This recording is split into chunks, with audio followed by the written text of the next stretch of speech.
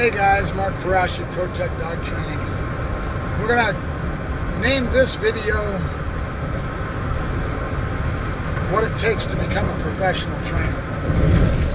And you guys have heard a lot of my little comments and my opinions and slants towards what I call a PUFTA trainer. These kids that come out and they go to a PSA decoy certification for a weekend, catch a few dogs, maybe have one dog they're working towards a sport, a PSA or IPO or whatever they're doing, and they want to become a professional. So before you know it, they go poof, I'm a trainer, and they hang a shingle out with limited amount of knowledge. And there's a lot of them running around nowadays. They're all over the place.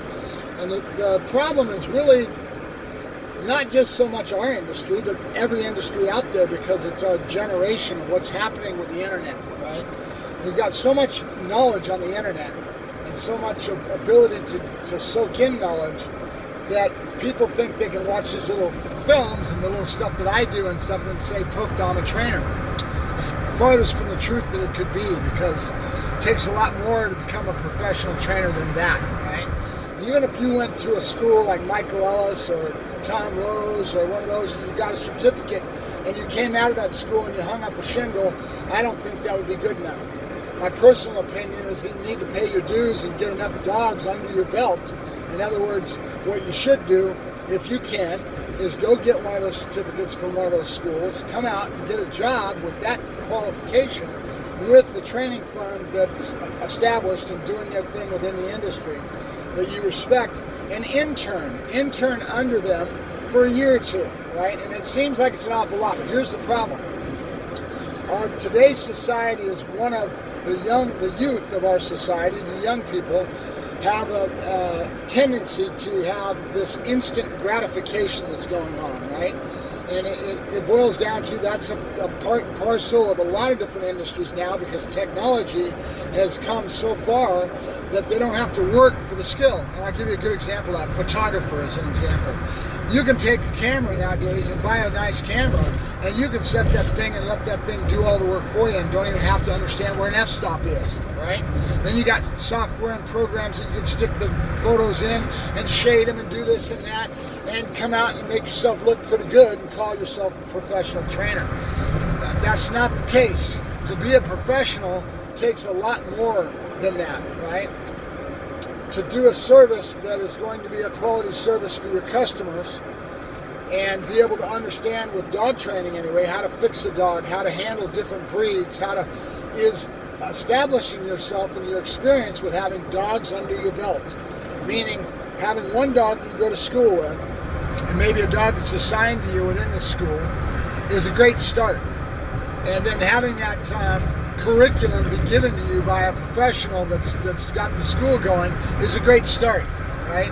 But in the end, if you don't pay your dues, you're really doing a disservice to your customer and to the dog and to the industry as a whole, because you're out there and you're representing yourself and you're truly not a professional, okay?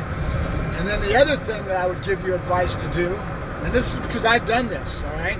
I did it the hard way. I started training dogs when I was a kid, walking around at 12 years of old, 13, 14, all the way up to about 16 years of age. I was training people's dogs that I got to meet, that got to know me, and these were people that wanted to see this child do good, and they were kind of mentoring, they needed help with their dogs. And so I'd go out there and I'd start training their dogs. Well, did that make me a professional? No, not really. And I did it that way. That was years ago, right? And then at 16, I went out and got myself a German Shepherd. I took what I knew after I trained my other Australian Shepherd, and I applied it to my Shepherd. And all I wanted to do at that time was do bite work. So I got out and I got a book, and I started studying and went out and got my friends to do the decoy work. And I did a pretty damn good job. I surprised myself. We did pretty good. The dog's name was Sergeant. He was a German Shepherd. So then I built that dog with all my obedience, with the skills that I already had that I've done on my own, and I went out and presented myself to a training firm. And back then, these training firms were doing lessons in parks. This one firm that I worked for, that's what they did. They went to every town in our county, and then one night a week they would be in Morro Bay, then they'd be in San Luis, then they'd be in Atascadero, and they give lessons in parks. And I went and presented myself to them and showed them what my dog could do, and their jaw dropped. Whoa, and I even had the dog alerting, boom, he'd fire up, nothing flat. His bite work was pretty good. I'd done a pretty good job with very limited resources to get the job done. But I've always had a natural God-given talent. And maybe you do too. Maybe you have that. But back then, in my generation, it was always known that to become a professional in any trade, okay, you needed to go mentor under somebody, go in and work and learn the trade from somebody else and learn the craft from somebody else.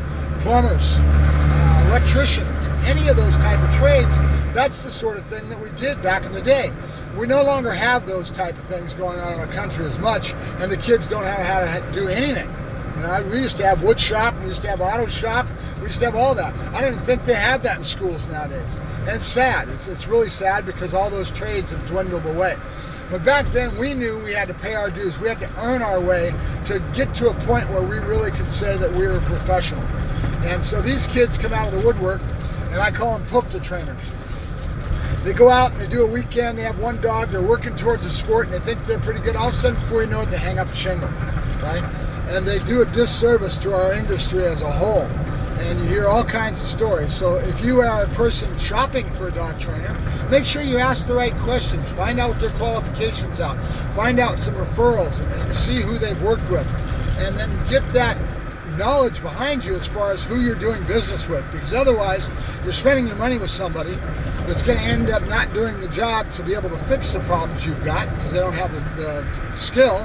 They don't have enough dogs under their belt to really say that they've handled these kind of problems. They don't have a clue, and they're just winging it. They're just winging it. So that's my little yak session for today.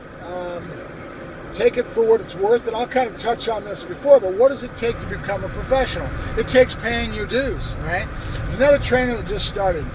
He's down the way from me, and he started his training firm after working for another trainer and going underneath this guy's shingle, under his mantle, and earning his dues. He's been training for 2 or 3 years, and he's earned his dues. Now he's started his own business, and he's getting that next stage of really becoming a true professional, which is getting a lot of dogs under his belt, but he's ready for it, I can say that I respect this kid because he's paid his dues, right?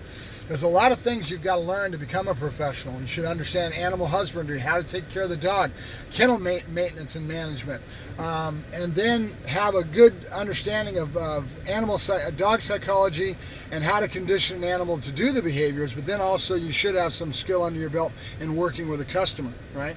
And if that takes practice, it takes time. So interning under another established training firm would be really the way to go. And paying your dues. That way you're going to end up being a quality in the profession that you can actually say, I've paid my dues and I've done it the hard way, and I'm not a PUFTA trainer, right? So that's just my little insight for today, and you've heard a lot of my comments over the time that I've been doing my videos, and hopefully it helps. And if you have any inclinations to do something like that, give me a call. Maybe I might want to put you to work. I thank you very much. You guys have a good day. Mark Ferrasci, ProTech Dog Training. With the dogs in the back of the truck, on my way to train some dogs. I'll talk to you later. Bye-bye.